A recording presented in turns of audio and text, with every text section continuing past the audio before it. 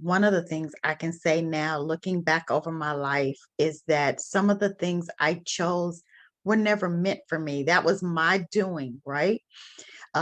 Even with the marriage, I tell people all of the time, I prayed for a husband for my children because I'm a single mother and Yeah. I wanted to have that father figure in their lives. And that's what I got, but I never had a husband.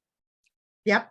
And so now I teach, listen, take some time, figure out who you are, figure out what it is you want out of life.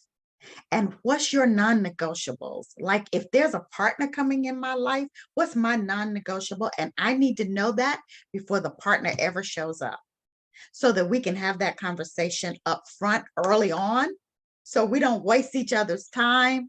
And like, tell me your non-negotiables because I might not be the right fit for you. And I'd like for you to hear mine because you might not be the right fit for me. And we won't go through life making each other miserable. But life really is a contract, and we only get so much time in this life to live out that contract.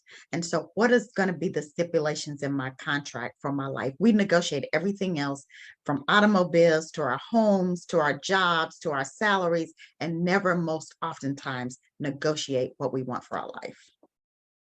That was beautiful.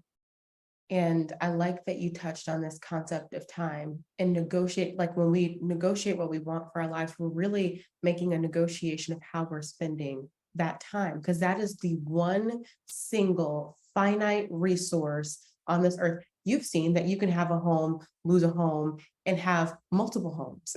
Yes, Like money comes and goes, people come yes. and go, relationships, all of that. But your time is something that you have to be very specific with. So outside of really determining your non-negotiables, how else can we be protective of our time?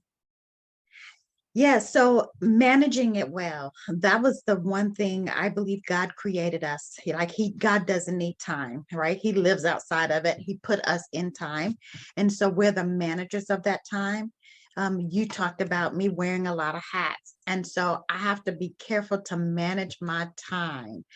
What am I going to do this day? And remember when I set up that schedule for myself to live up to that schedule.